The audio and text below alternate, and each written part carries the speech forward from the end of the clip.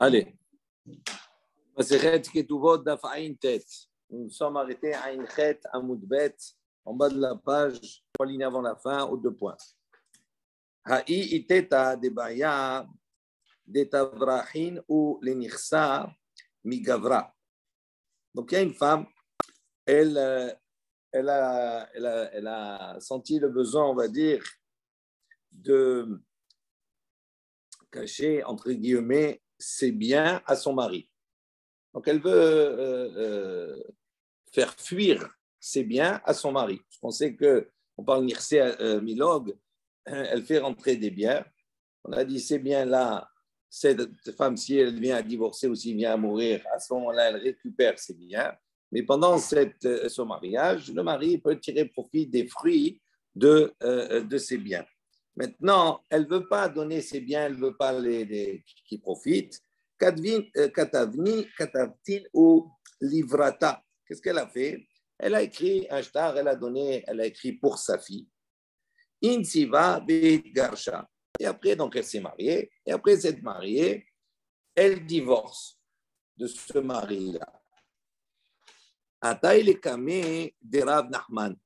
Donc, elle s'est présentée. Maintenant, le problème, c'est qu'elle a écrit ce shtar à sa fille, elle a donné ses biens à sa fille, mais en vérité, elle ne veut pas lui donner à sa fille. C'est simplement pour que son mari n'en tire pas profit. Mais une fois qu'elle a divorcé, elle veut récupérer ses biens. Maintenant, sa fille, elle vient, elle apporte le shtar, elle apporte l'acte, comme quoi elle lui a vendu, elle lui a donné, comme quoi elle lui a donné. Donc, elle ne veut pas lui rendre. Donc, à Taïle Kamé, de Rav Nachman, elle s'est présentée avec le shtar, sa fille, devant Rav Nachman. Karaé, Rav Nachman ishtara. Qu'est-ce que Rav Nachman il a fait? Il a déchiré le shtar. Il a dit ça n'a pas de valeur. Azal Rav Anan nekame de Mor Ugva. Rav Anan, il est allé devant Mor Ugva.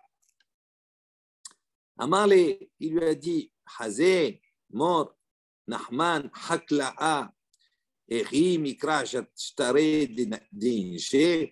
Donc il lui a dit à Mor Ugva, il lui a dit, Nachman, Hakla'a, l'agriculteur, le paysan. Comment regarde, il a déchiré, il déchire les actes devant les hommes. Le nerf de dire, Rachid dit, il a appelé le paysan pour dire qu'il n'est pas baki, il n'est pas expert dans les dinim. Et Mor Ugva, c'était le Avbeddin. Amarle, Mor Ugva, il lui a répondu, il lui a dit, Emali, Eze Goufa de Uvna Echi Ava.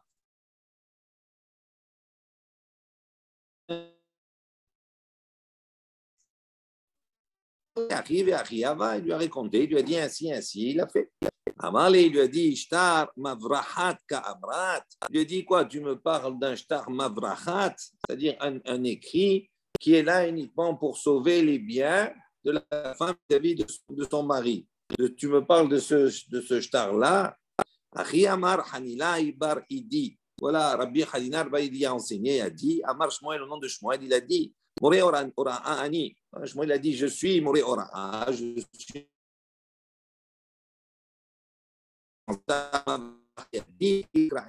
Ici, maintenant, se présente devant moi un écrit qui vient pour sauver les biens de la femme, pour ne pas que le mari en tire profit. Eh bien, moi aussi, je vais le déchirer pour dire que ce shtar-là n'a pas de valeur, il ne vaut rien.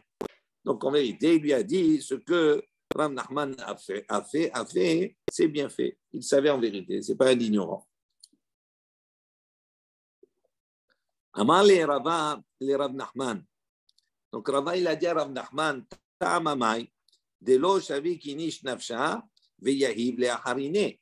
Hanemine le acharine, aval livrata, yahiva. Donc, il a posé une question, il a dit, pour quelle raison? Quelle est la raison pour laquelle elle veut protéger ses biens, etc. Elle ne veut pas le donner à son mari. Il dit, Delo shavi kinish nafsha, veyahiv le acharine. D'une manière générale, on dit que ce shtar-là, cet acte-là, pour protéger ses biens de son mari, il n'a pas de valeur. Il dit, mais ça, on lui dit qu'il n'a pas de valeur. Pourquoi? Parce qu'on va dire que la personne, l'homme d'une manière générale, il ne va pas perdre, il ne va pas abandonner ses biens à lui pour donner aux autres. à un étranger. Il dit, Anémilé la hariné. Ça, on comprend pour un étranger. Si effectivement, pour ne pas que son mari tire profit de ses biens, qu'est-ce que la femme a fait? Elle a écrit un shtar et elle a donné à une personne qui n'est pas de la famille, à une autre personne, et lui a dit, voilà, tiens, ces biens-là, je te les donne en attendant. Mais en vérité, dans son esprit, si maintenant elle vient divorcer, elle récupère ses biens. Donc ça, effectivement, le shtar n'a pas de valeur si il est donné à une autre personne. Avant livrata, mais si elle la donne à sa propre fille, Yaïva, pourquoi tu veux dire que ça n'a pas de valeur? C'est sa propre fille, peut-être que ça a une valeur. Il dit non, il dit non, même s'il y a maintenant, on met en parallèle sa fille et elle, malgré tout, la femme, d'une manière générale, préfère sa propre personne que sa fille.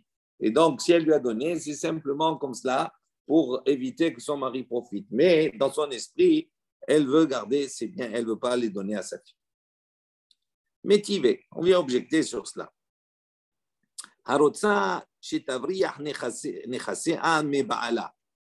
Donc, on a une baraïta qui nous dit, si maintenant elle veut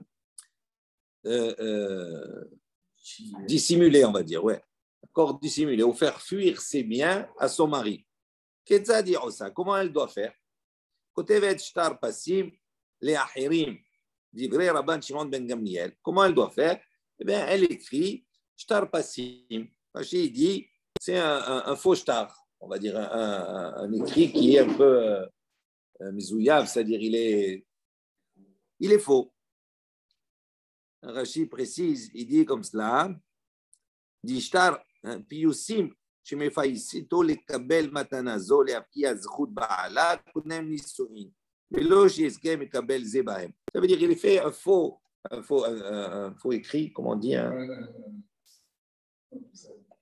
Elle fait un faux, d'accord, et elle s'arrange avec lui. Elle fait ça, en vérité, cet acte-là, qui précise qu'elle a donné cela à une tierce personne, en vérité, ce n'est pas pour lui donner, c'est pour pas simplement que son mari profite. Il dit, c'est comme ça qu'on fait. Dit vrai, Rabban Shimon ben Gamliel, ce sont les propos de Rabban Shimon ben Gamliel.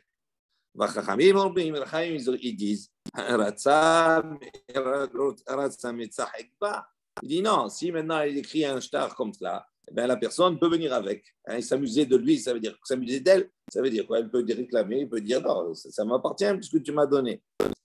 Il dit, ils disent, ça ne suffit pas d'écrire comme cela, de conditionner et de dire qu'on écrit un shtar qui est un shtar passim. Il dit non, il faut que dans le shtar, il écrit, je te donne mi-hayom d'aujourd'hui, et quand je voudrais.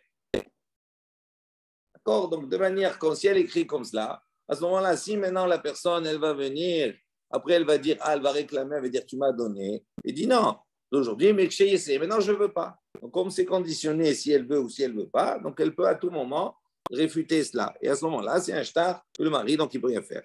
Alors la Gemara, elle dit, Tama, des katab, les achi. Donc là, les Chachamim, ils ont dit, donc, dans le cas où elle a écrit ainsi, mais si elle n'a pas écrit ainsi, il dit Kinan et Lokea. Ça veut dire quoi? Ça veut dire que sur les Chachamim, le Lokea, c'est-à-dire celui qui a acquis ce shtar-là, eh ben, il a acquis encore les biens. Amar Bizira, il dit la kasha. Et donc, si on dit comme ça qu'il a acquis les biens, ça veut dire quoi? Ça veut dire que c'est une question sur Shmuel. Parce que Shmuel, qu'est-ce qu'il a dit? Il a dit non. Il a posé la question, il a dit juste avant, 2 secondes. Voilà. Il a dit donc ça veut dire que ça n'a pas de valeur. Donc on voit ici que ça a une valeur. Si elle n'écrit pas de cette manière dans le shtar, on voit que quoi? Que la personne, elle peut venir et réclamer. Donc on voit que le shtar, il a une valeur. Rabbi Zira, il a dit, il n'y a pas de question en vérité. Il dit, ça dépend. Ici, maintenant, elle écrit, elle donne la totalité de ses biens. À ce moment-là, effectivement, on va comme de Shmuel, on dit qu'il n'y a pas de valeur. Parce que c'est sûr que la personne ne va pas donner à une personne étrangère, etc., même à sa propre fille, elle ne va pas donner la totalité de ses biens. Et là, mais si elle a écrit qu'une parcelle, qu'une partie, à ce moment-là, effectivement, c'est problématique. C'est pour ça que il faut écrire d'une certaine manière. S'il n'y a pas écrit d'une certaine manière, à ce moment-là, effectivement, le shtar, il a une valeur. Donc, il lui pose une question. Il dit maintenant, si tu vas dire que le lokea, c'est-à-dire l'acquéreur, celui à qui elle va donner ce shtar, eh bien, il n'a pas de prise sur cela, il n'a rien du tout. À ce moment-là, ça veut dire quoi? Ça veut dire que ces biens-là appartiennent à qui? Ils sont au mari, parce qu'elle est mariée. Donc, à ce moment-là, les maris peuvent profiter des pérotes, des fruits, de ce que les biens vont donner. Amar Abaye, il dit non, Abaye, al-Sa'oum, Kenechassim, Shen Yedu'in. Il dit non, ces biens-là, on les considère comme des biens Shen Yedu'in, qui ne sont pas connus, la Baal au Baal. Et Aliba de Rabbi Shimon, comme on a vu précédemment, Rabbi Shimon qui a dit, ceux biens qui ne sont pas connus au Baal, à ce moment-là, juste la Mishnah, on a dit, ces biens qui ne sont pas connus, les khatrina, la femme n'a pas le droit de les vendre, mais si elle les a vendus, Kayam, à ce moment-là, c'est valable. Et là, c'est la même chose. Si elle a vendu ou elle l'a donné, c'est valable. On conclut cette Mishnah. On apporte une nouvelle Mishnah. Donc, on parle ici, il faut comprendre une chose. C'est qu'on parle de 5 millions. Là, elle va apporter des biens. On a parlé, si elle apporte un terrain, à ce moment-là, ce terrain, elle fait rentrer dans la Ketouba, donc elle apporte pour le mari. Le mari, sur le keren, c'est-à-dire sur la... comment on traduit en français déjà? Non. Keren. Capital. Le capital, voilà. Le capital, le mari ne peut pas toucher. S'il la divorce ou s'il meurt, elle repart avec son capital. Elle repart avec sa terre. Maintenant, ce qu'il y a, c'est que le mari peut profiter des fruits que la terre va donner. D'accord? Maintenant, ce qu'il faut savoir, on va voir qu'il peut amener plusieurs choses. Elle peut avoir amené en héritage, soit une terre, soit on va voir d'autres objets. Et on va voir qu'à partir du moment où elle amène quelque chose, ça s'appelle le capital. Et ça, le capital, le mari n'a pas de droit sur cela. Il n'a de droit que sur les fruits. Là, on va voir des nuances. Regardez bien. Naflou la ksafim. Si maintenant elle a un héritage d'argent, elle a reçu de l'argent. Oui. Donc ça s'appelle c'est milog. Ça veut dire que ça lui appartient. À ce moment-là, comment est-ce que le mari peut profiter de cet argent? Parce que il va finir, il va épuiser le capital. Et donc, ce n'est pas possible parce que ça lui appartient à elle. Il faut qu'elle récupère son capital comme il était. Donc, Naflou Laksafim, qu'est-ce qu'il peut faire pour que le mari profite? Il a Karbahen Karka. Avec cet argent-là, il achète une terre. Donc, la terre, c'est le capital. Et après, ce que la terre va produire, il peut manger des fruits. Parce qu'il peut manger tous les fruits, jamais le capital n'est touché. Il peut manger que ce que le capital produit, mais pas le capital lui-même. Perot, maintenant, si Perot Atlushim, si elle va hériter de fruits qui sont détachés de la terre, des fruits.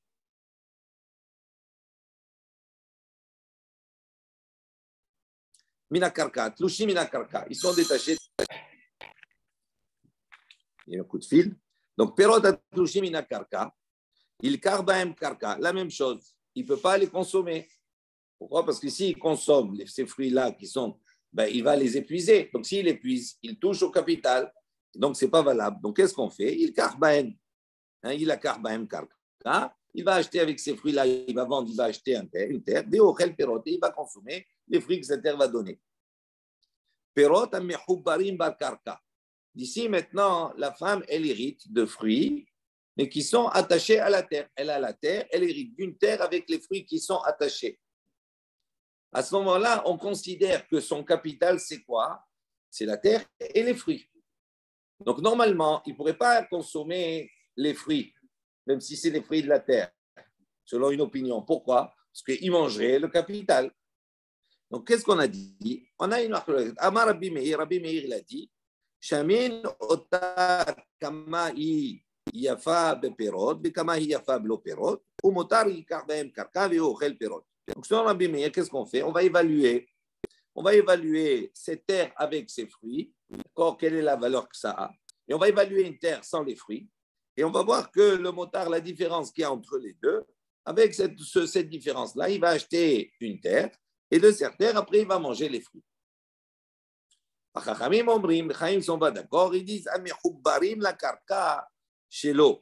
Il dit non, il pense que ce qui est attaché à la terre, chez l'eau, ça lui appartient. C'est-à-dire qu'il peut consommer directement les fruits. Pourquoi?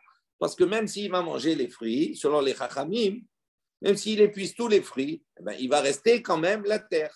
Donc, il va rester la terre. Donc, la femme, elle ne va pas repartir sans rien. Elle a quand même le capital de la terre.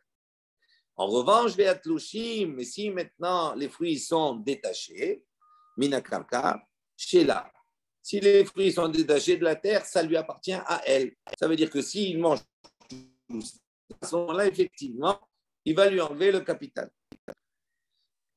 Donc, et donc, puisque ça lui appartient à elle, donc il va avec ses fruits qui sont détachés, il va acheter une terre, et il va manger les fruits. D'accord? Donc, il y a deux notions, deux petites nuances qu'on voit maintenant. Après, ça va revenir au fur et à mesure. Ça veut dire qu'il y a un capital qu'elle amène, une capitale qu'elle amène. Maintenant, le capital qu'elle amène, ça veut dire que c'est sa Yerusha à elle, c'est son héritage à elle. D'accord? Normalement, les pérotes, les fruits que le mari pourrait manger, c'est les fruits qui vont venir après. Ça veut dire quand il sera marié avec elle.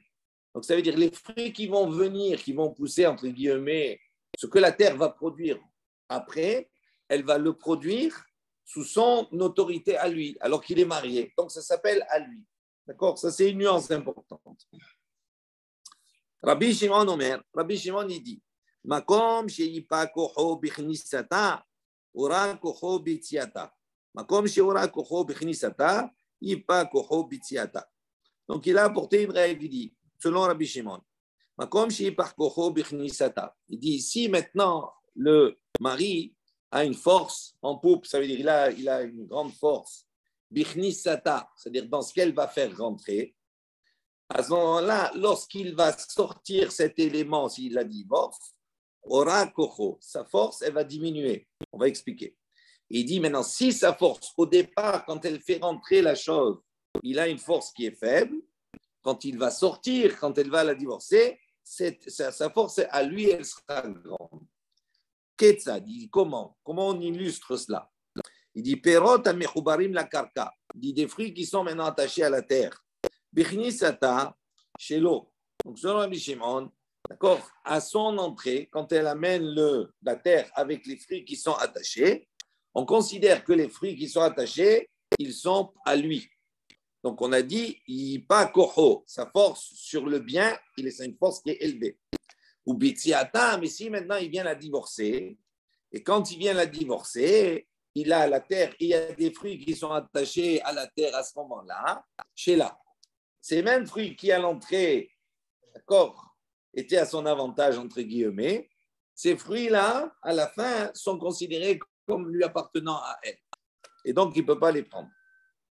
En revanche, si maintenant, elle fait rentrer des fruits qui sont détachés de la terre. Birnisata, Shela, on a dit, ça c'est son capital. Donc, sa force à lui, elle est diminuée. Il n'a pas le droit de toucher à ses fruits. Il faut qu'il les vende, qu'il achète une terre pour manger les fruits. Maintenant, bitsiata, mais si maintenant, une fois qu'il a acheté la terre, etc., et qu'au moment de divorcer, ces fruits-là, il y a des fruits qui sont détachés de la terre, ces fruits qui sont détachés de la terre, chez l'eau, ils lui appartiennent à lui, pas à elle. Pourquoi? Parce que quand ils ont poussé, qu'ils ont été arrachés, c'était sous son domaine à lui, quand il était encore marié, donc ça lui appartient. Donc on voit au début, il a des avantages, et à la fin, il a une force qui est plus grande pour lui. Ça, c'est ce que Rabbi Shimon a dit. On finit la Mishnah avec cela. Mara, Shita. Il dit donc, c'est évident. Ara ou bate, ara. Si maintenant, il y a une discorde entre le mari et la femme. La femme, elle a rentré, donc par exemple, de l'argent. On a dit, avec cet argent-là, le mari ne peut pas profiter. Donc, ils vont acheter une terre et il va manger les fruits. Maintenant, si là, il va acheter une terre, l'autre, il va acheter une maison. Il dit à ce moment-là, ara. On achète une terre. Parce que la terre, c'est quelque chose, d'accord, une terre qui va bien entendu, on parle d'une terre agricole, qui va produire. Donc, dans le long terme, c'est quelque chose qui s'abîme moins qu'une maison. Baté, védiclé. Si maintenant il y a un conflit, est-ce qu'on achète une maison, c'est ce qu'on achète avec cela des palmiers, baté.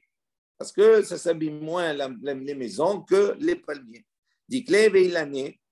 Si maintenant il y a entre des arbres quelconques et des palmiers, il dit diclé, les palmiers, parce qu'il y a des fruits que ça dure plus longtemps.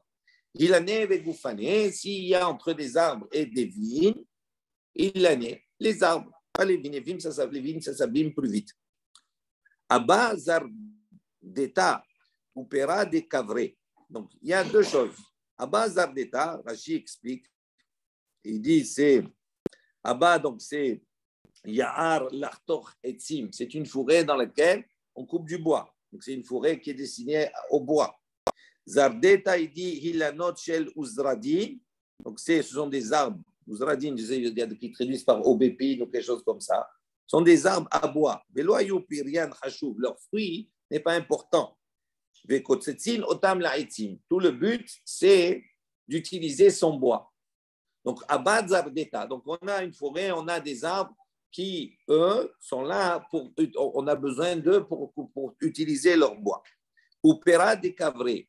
Et également une autre catégorie, Pera de Cavré, ça veut dire c'est un vivier, là où il y a des poissons.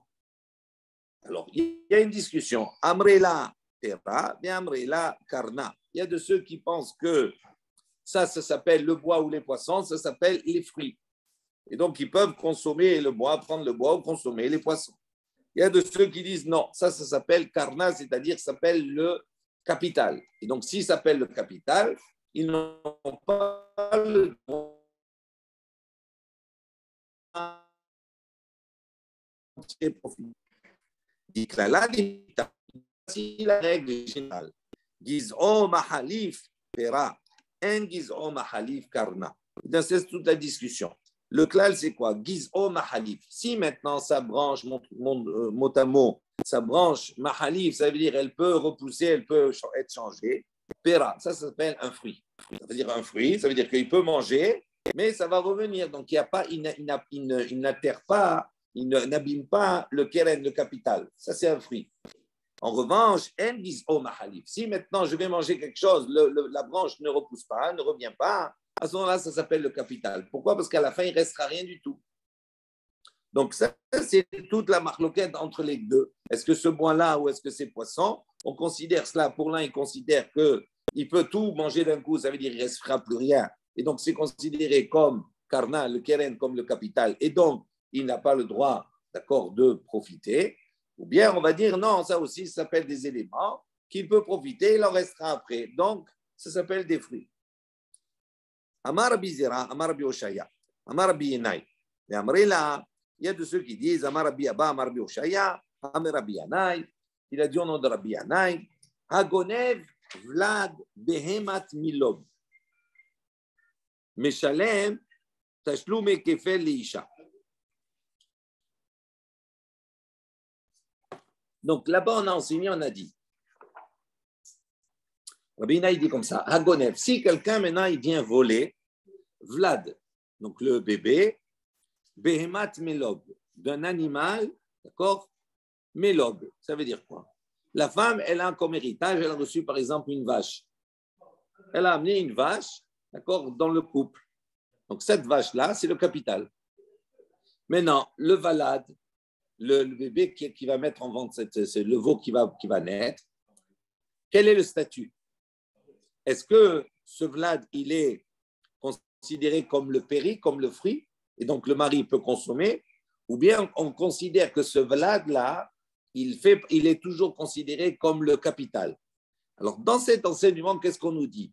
Celui qui est gonève, celui qui vole, normalement, celui qui vole, on l'attrape, il doit rembourser, il doit rendre l'objet, et il paye deux fois, il paye le double. D'accord? Maintenant, qu'est-ce qu'on dit ici? Vlad Behema Milod, Meshalek Tashlume Kefel Laïcha. Il doit, pardon,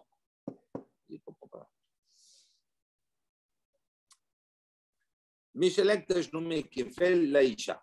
Ce qui va payer, le double qui va payer, la somme double, il va la donner à qui? À la femme. Alors, si on dit comme cela, ça veut dire qu'est-ce qu'il a volé? Il a volé le Vlad, il a volé le bébé. Et qu'est-ce qu'on lui dit? On l'a attrapé, tu dois payer le double.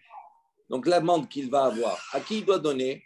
Si on dit que le Vlad, il appartient au mari, donc il doit payer au mari. Si on dit que le Vlad, il appartient à la femme, il doit payer à la femme. Là, on voit que quoi? La conclusion, c'est qu'il doit payer la femme. Donc, on voit que Vlad, Behemat, Milog, le Vlad, il n'est pas considéré comme péri, comme le fruit, il est considéré comme le keren, c'est-à-dire comme le capital. Il dit, Keman, comme qui ça va cet enseignement-là? Lo kerabanan, lo kehanania, ni selon les chachamim, ni selon Hanania, qu'on va voir de suite. Détania, il y a une baraita qui nous dit, Vlad, Behemat, Milog, la Baal. Donc, selon le Tanakama, les chachamim, le bébé de cette béhéma-là, qui a été amené en tant que propriété, que bien de la femme dans le couple, la Baal, il appartient au mari. Donc on voit que c'est contraire déjà à ce qu'on a dit précédemment. Vlad Shifhat Melog. Si maintenant la femme, elle a amené une chifra, une servante.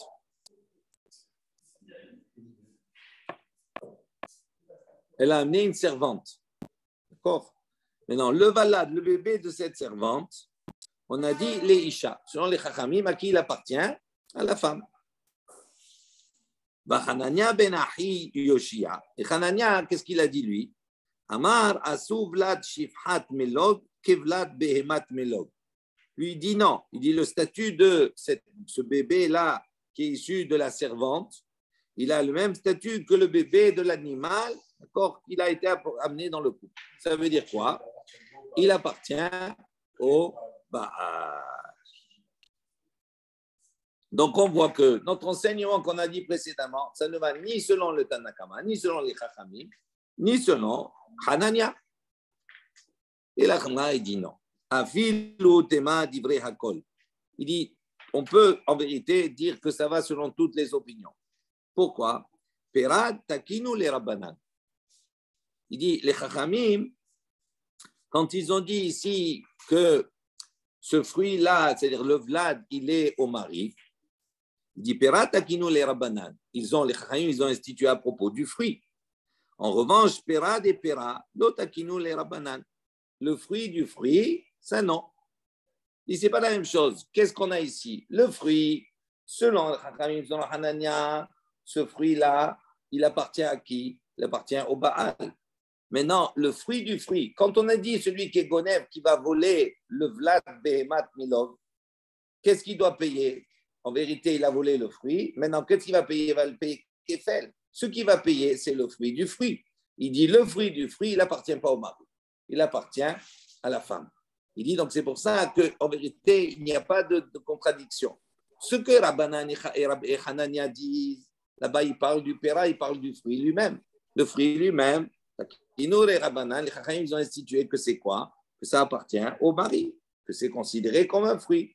Tandis que le fruit du fruit, ça, les Chachamim n'ont pas fait de takana sur cela. Ils ont dit c'est pas au mari, ça appartient, ça reste la propriété de la femme. Elle dit Bishlama, les Hanania, Haïnou, Delo, Haïshinan, Limita.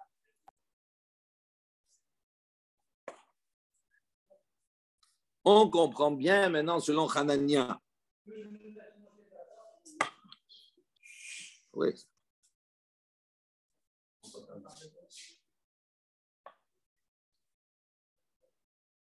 Donc, Bishlama le Hanania. On comprend bien pour Hanania. Aïnou de l'eau Khashnan Lemita.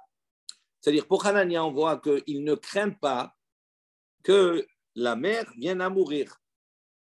Parce que s'il craignait que la mère vienne à mourir, ça veut dire que quand il va maintenant voler le balade, etc., donc il y a le cap, tout part. Il n'y a plus de capital du tout, parce que la mère, elle vient à mourir. Donc on ne craint pas cela. Donc c'est pour ça qu'il considère ici que Hanania dit que le balade, il appartient au mari. Et donc, comme le balade, il appartient au mari, ça veut dire quoi? Ça veut dire qu'il y a toujours la mère. Donc ça veut dire qu'il n'y a pas une perte du capital pour la femme. C'est pour ça qu'il considère que le balade, c'est considéré comme le fruit. Aïla Rabbanan, mais selon les Chachamim, qu'est-ce que les Chachamim ils ont dit? Ils ont dit, selon les Chachamim, il dit Ichayesh lemita, afilu vlad behemat milog namelo, ve'ilo chayesh lemita, afilu vlad shifrat milog nami. Donc on réfléchit. On dit comme cela. Donc, dans la discussion qu'on a rapportée, dans la Braïta, on a dit Vlad Behemat Milog de Baal, Vlad Shifrat Milog de Isha. On a dit le Valad de la Shifra, selon les Chachamim, ça appartient à qui? C'est pour qui? Pour la femme. Et le Vlad et le bébé de la Behema, ça appartient au mari. Ok? Hanania, lui, il n'est pas d'accord. Lui, il dit que ce soit le Vlad de la Behema, le bébé de la Behema, ou le bébé de la Shifra, de la servante, tout ça appartient au mari. Donc, il dit, on comprend pour Rabbi Hanania, que lui, dans tous les cas, il n'a pas cette crainte que la servante ou bien que la Behema vienne à mourir. Donc, ça veut dire qu'il y ait une perte totale du capital. Il dit, mais maintenant, selon les Chachamim, donc si on va dire que les Chachamim, eux, ils craignent la mort, donc ils craignent la perte du capital. À ce moment-là, à ce moment-là, on va dire que quoi? Que le Vlad, le bébé de la Behema, normalement, il ne devrait pas revenir au mari, il devrait rester à la femme, parce qu'ils ont la crainte que si on donne au mari, à ce moment-là, et que la Behema, elle meurt, à ce moment-là, il n'y a plus de capital, donc il ne peut pas profiter de cela. Mais si on va dire aussi de l'autre côté que peut-être les Chachamim, ils ne craignent pas la mort, à ce moment-là, s'ils ne craignent pas, il dit pourquoi dans le cas de Valad Shifra, du bébé de la Shifra, si on dit qu'ils ne craignent pas que la Shifra vienne à disparaître, que la servante va disparaître, donc le capira vient à disparaître, pourquoi pour la Shifra, les Chachamim, ils ont fait une nuance différente. Ils ont dit que le Valad, il est pour qui? Pour la femme. Il aurait dû être pour le mari aussi, la même chose, c'est le même principe. Pourquoi il y a une différence entre les deux? Il dit, les olam, en vérité, il dit en vérité, les chachamim craignent la mort du capital, soit de la Béma, soit de la Shifra. Alors, si Dieu me dit ici, ils craignent, pourquoi dans le cas du Vlad Béma, il a dit que le bébé, il est au mari? Normalement, il devrait rester à la femme en tant que capital. Il dit, c'est différent pour la Béma. Pourquoi? Parce que la perte n'est pas totale. Parce que même si la Béma vient à décéder, à mourir, on va dire, le capital, il n'y a plus rien. Il dit non, il reste quoi? Il reste la peau. Il reste la peau de l'animal. Donc, ça veut dire qu'elle n'a pas tout perdu. Il y a encore une partie qu'elle peut tirer profit. Donc, le capital n'est pas totalement perdu. Donc, c'est pour ça qu'ils ont fait une différence entre la Béma et la Shifra pour les Chachamim. Rabuna Bar Hiya Amar Shmuel. Rabuna Bar Hiya, il a dit au nom de Shmuel. Alacha qui est Hanania. Donc, selon Shmuel, il a dit la halakha, elle est comme Hanania. Que ce soit le Vlad Béma ou que ce soit le Vlad de la Shifra, dans tous les cas, c'est les Baal. Amar Abba, Amar Ab Nachman, Afalgav de Amar Shmuel halakha qui est Hanania. Dit bien que Shmuel, il a dit la halakha, elle est qui est Hanania. Modé Hanania, malgré ça, Hanania, il est d'accord. Chez Im Nidgaresha, que si maintenant elle a divorcé, il dit Notene Damim Venotallatan, Ipene Shevach Bet Aviha. Il dit malgré cela, malgré que la qu'on a dit comme Hanania, et donc c'est au mari, il dit malgré cela, si maintenant il vient à la divorcer, eh bien la femme, elle va donner Notene Damim, elle va donner de l'argent au mari, Venotallatan, elle va récupérer les Vlad. La Vlad de la Shifra, etc. Pourquoi? Parce que c'est quelque chose qui fait partie de la maison de son père. C'est-à-dire, elle est venue avec une Shifra. Ça veut dire que symboliquement, on va dire, c'est sentimentalement, entre guillemets, je ne sais pas comment ils traduisent, c'est quelque chose, c'est comme un héritage paternel, maternel, etc. Donc, même si effectivement, l'alakha qui est Hanania, si maintenant la femme, elle va donner de l'argent pour récupérer le valad. Amar Rava, Amar Rav Nachman. Donc Rava a dit au nom de Rav Nachman, Ichnisa lo'ez lehelba. Si elle a rentré, donc c'est bien, elle a rentré en héritage, une chèvre, lehelba pour son lait. Une chèvre laitière, très bien. Et une brebis pour sa tonte, pour sa laine. Et une poule pondeuse pour ses œufs. Dès qu'elle les pérotaves, elle a bien la rentrée des palmiers pour ses fruits. Le mari peut manger jusqu'à ce que tout se finisse. Pourquoi? En vérité, parce que, hein, c'est ça le chidouche. Justement, mais dans tous ces cas-là, il reste en vérité. C'est pour ça qu'il peut. Il peut boire le lait tout tant qu'il veut. Pourquoi? Parce que même s'il n'y a plus de lait, il reste la chèvre. Il peut manger tous les fruits du palmier parce qu'il va rester le palmier. Il peut manger les œufs parce qu'il va rester la poule. Donc, c'est ça ce qu'il veut dire ici. Il dit, il peut manger ces fruits-là. Ça ne s'appelle pas manger le kéren en vérité parce que de toute façon, il va rester quelque chose. Amar Rav Nachman, il a dit, Aïla ale glima. Si elle a apporté avec elle un habit. Pera avait. Il dit ça, son statut à l'habit, c'est considéré comme un fruit. Il peut s'habiller, l'utiliser jusqu'à qu'il s'abîme. Ça s'appelle un fruit, ça ne s'appelle pas un capital. Parce que de toute façon, même s'il s'abîme, elle va arriver, il va toujours avoir l'objet. Keman, il dit comme qui? Qui haïtana, comme c'est l'opinion de ce Tana, des Tanya, il y a une baraïta qui nous dit Hamelar ve'achol, une mine de sel, une saline. C'est-à-dire, c'est un endroit où il y a beaucoup de sel. Ve'achol également, où un endroit où il y a beaucoup de sable. Il dit Arezé perot, tout ça s'appelle des fruits. Parce qu'il a beau tirer le sel, il y a toujours, il a beau tirer le sable, il y a toujours. Donc, ça s'appelle des fruits, ça ne s'appelle pas, même si elle a amené avec elle une mine de sel, d'accord, je ne sais pas si on dit comme ça, il dit, on extrait, il y a toujours du sel. Donc, ça s'appelle des fruits, ça ne s'appelle pas un capital. Et donc, le mari peut profiter de ça directement, il n'a pas besoin de vendre pour acheter une terre, etc. Tout cela. Pire shel gofrit, mechaforet shel tsarif. Donc, s'il y a maintenant un trou de gofrit de soufre, ou bien mechaforet shel tsarif, également, il a un trou de une mine de tsarif de pierre d'Alain. Je crois que Rachid dit autre chose, non? Alum, c'est ça. Aluminium, ouais. Ça, il dit Rabbi Meir Omer, Keren, Vachachaim Omrim Perot. Donc, il y a une discussion. Selon Rabbi Meir, il dit ça s'appelle Keren. Et donc, il ne peut pas prendre comme ça, manger comme ça, parce que Mistama, c'est quelque chose qui s'épuise. Donc, si ça s'épuise, c'est le Keren, et donc il ne peut pas profiter. Ça ne s'appelle pas les fruits. Donc, il est obligé de vendre et d'acheter une terre, etc. Et selon Chachamim, lui dit non, ça s'appelle Perot, c'est-à-dire que ça ne s'épuise pas. Ensuite, on a dit Rabbi Shimon, Omer, Makom, Sheipa Koho. Donc, Rabbi Shimon, il a donné une règle. Il a dit quand la force de l'homme, du Baal, du mari est forte, quand elle rentre l'objet, elle s'affaiblit quand elle sort, quand il divorce, quand elle récupère cela, et inversement.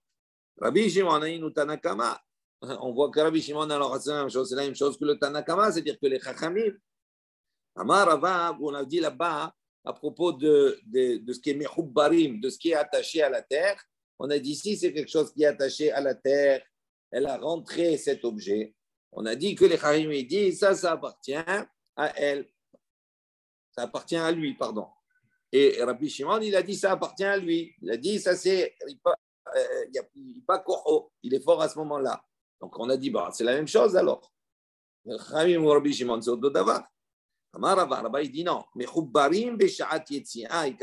dit, c'est pas à la rentrée qu'il y a une différence entre les deux, mais au moment de la Yetzia. Si c'est Mechoubar, la Karka, au moment de la Yetzia, au moment où il a divorce, elle va récupérer ce bien. Ça, c'est la différence qui est entre les deux. Chachamim, on n'a pas exprimé, il n'y a pas marqué, mais selon Rabbi Shimon, il dit quoi? C'est à son désavantage, ça lui appartient à elle. Donc, selon Chachamim, ça lui appartient à lui à ce moment-là.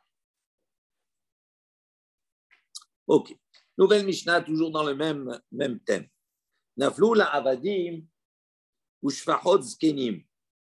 Donc maintenant, elle a eu un héritage des serviteurs, des servantes zkenim. Ils sont vieux. Donc ça veut dire qu'ils ne peuvent pas procréer, ils ne peuvent plus donner d'enfants. À ce moment-là, ils vont les vendre, il va vendre avec cet argent acheter une terre, il va manger les fruits de ça. Rabban Shimon ben Gamliel Omer, Rabban Shimon dit non, l'otimkor, c'est-à-dire elle ne vend pas, elle peut s'opposer à la vente. Parce qu'elle peut dire non, Ça, c'est pas, j'ai pas rentré élève, j'ai rendu un serviteur, une servante. Ça, c'est de chez moi, chez mon père. C'est familial. Donc, comme c'est familial, elle peut dire non, tu ne peux pas vendre. Qui va les vendre si elles sont mariées? Hein? Ils sont mariés. Si elles sont plus, qui va les vendre? Peu importe, il y a un marché d'esclaves. Et oui. Et alors, et pourquoi tu n'achètes pas une voiture d'occasion, toi? Et alors, pas des épaves, ils peuvent servir à autre chose. On dit ici, ça ne sert à rien, on les vend. Ils n'ont pas dit ça ne sert à rien. Il n'y a plus de possibilité d'avoir des pérottes, là, des enfants. Donc, ça veut dire. Donc, on les utilise.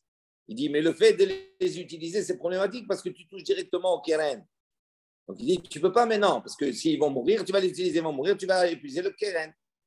Donc, c'est ça, tu comprends? C'est toujours le même principe là, que tu as le keren, tu as le capital et tu as les pérottes.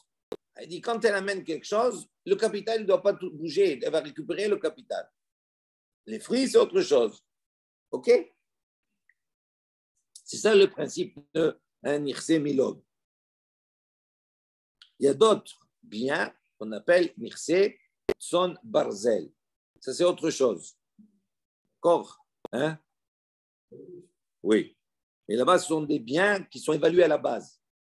Comme ils sont évalués, à ce moment-là, quand elle sort, le mari doit donner la valeur de l'évaluation au moment où ils se sont mariés. Même si cet objet, d'accord, il a été évalué ou pas, même si ça peut être des avantages ou à l'avantage du mari. Ça ne change rien.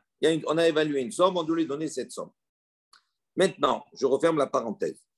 On a dit Naflou, la Zetim, ou Kfanim. Si maintenant elle a hérité d'olivier ou de vigne, Skenim, donc ils sont vieux. Imachrou, à ce moment-là, il va les vendre. La même chose. Rabbi Yehuda Omer, Rabbi Yehuda, il a dit, l'odimkor, la même chose. Elle ne peut pas, elle peut s'opposer à la vente. Pourquoi? Parce que ça, c'est un héritage familial. Et donc, elle ne veut pas, d'accord, perdre cet héritage-là familial, ça lui est cher. Gemara. Amar Rav Kahana, Amar Rav. Rav Kahana dit au nom de Rav, Machloket, Shenaflu Besade Shela. Aval Besade Shena Shela. Divrei Akol Timkor. Donc, Rav, il a dit comme ça, la discussion entre ici Rabbi Yehuda et les Chachamim, etc., et Rashbag, etc. Il dit la marque loquette, Shinaflou Basade, à propos de Zetim et de Kfanim. Elle a hérité d'olivier ou de vigne. On voit que là-bas, selon les Chachamim, on a dit, selon les Chachamim, il doit vendre et il doit acheter un autre terre pour manger les fruits. Rabbi Yehuda, il dit non, elle peut s'opposer à la vente. Elle ne peut pas vendre. Alors, il dit cette marloquette, elle est à quel niveau? Il y parle uniquement dans le cas où elle a hérité de vigne ou d'olivier, Bessade Shela, c'est-à-dire dans son champ. Elle a un champ. C'est-à-dire elle a des vignes, elle a hérité des vignes dans son champ. Là, il y a une marloquette. Pourquoi? Parce que selon un, il va dire ce qu'il va vendre ici, mais il va lui rester le champ. Donc, comme il lui reste le champ, il y a un capital. Donc, même s'il va consommer, il va abîmer ses vignes et ses oliviers qui sont skenim, qui sont vieux, elle aura toujours le champ. Tandis que l'autre, il dit non, elle peut s'opposer parce que même si c'est dans son champ, il y a un aspect, on va dire, d'héritage personnel, de familial. Donc, il dit la marloquette, elle est sur ce cas-là, où le champ lui appartient, que dans ce champ, il y a eu des vignes ou des oliviers. Mais si maintenant elle a hérité que des oliviers et des vignes dans un champ qui ne lui appartient pas, qui n'est pas à elle. Le champ ne lui appartient pas. Il n'y a que les vignes et les oliviers. Divrei Akol Timkor. Tout le monde est d'accord pour dire qu'elle doit vendre. Elle peut vendre. Pourquoi? Parce qu'il ne peut pas tirer profit, lui. Il ne peut pas tirer profit. Pourquoi il ne peut pas tirer profit? Parce que c'est ça le capital. S'il abîme ça, il ne lui reste rien, c'est fini. Le champ, ce n'est pas à elle. Mishum de Kakalia Karna, comme la Gemara dit, parce que effectivement, il va manger son capital. Matkif, là, Rabbi Yosef, il vient objecter, il dit non. Hare Avadim Ushfahot, il dit voici, Avadim Ushfahot, les serviteurs et les servantes, des Chisade Shena Shela Dame, Il dit qu'eux ont le même statut, ressemblent au statut d'un champ qui n'est pas à elle. Il dit oublié, pourtant on voit qu'il y a une marloquette. Donc comment toi tu dis que dans le cas où le champ ne lui appartient pas, il n'y a pas de marloquette sur ça, tout le monde est d'accord pour dire qu'ils ne peuvent pas tirer profit ni des étimes, ni des gfanim. Pourquoi? Parce que c'est manger, c'est finir le capital. Donc on voit ici que quoi? Que là-bas, pour les avadim mishpachot, alors qu'ils ont le même statut d'un champ qui n'est pas à elle, on voit que quoi? Que là-bas, il y a une marloquette. C'est pas possible. Et là, il dit non, voilà, comment tu dois comprendre en vérité? Comment on doit dire? Amar Rav Kana, Amar Rav Kana, marloquette, besadeh, sheina, shela. Il renverse la chose. Il dit non, en vérité, toute la discussion se trouve dans le cas où ces oliviers et ces vignes sont dans un champ qui n'est pas à elle. Là, il y a une marloquette, une discussion. Amal, besadeh, shela, mais si le champ lui appartient, livré à Kol Lotimkor. Tout le monde est d'accord pour dire qu'elle ne peut pas vendre. Mi pene, pourquoi? Chez Varvet Avia. Parce qu'elle peut venir et dire non, moi, effectivement, même si vous n'allez pas toucher au Keren parce que le champ m'appartient, mais c'est quand même un héritage familial. Et je ne veux pas vendre mon héritage familial. Je veux qu'il reste comme ça. Donc, c'est pour ça qu'on voit qu'ici que la marloquette, elle est différente, comme Avadim ou Shfachot. Voilà.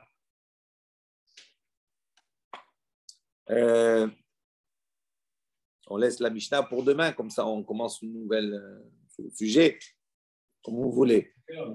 6h15. On s'arrête là? Allez, on s'arrête là, comme ça demain on prend le début d'un sujet. Baruch Hashem.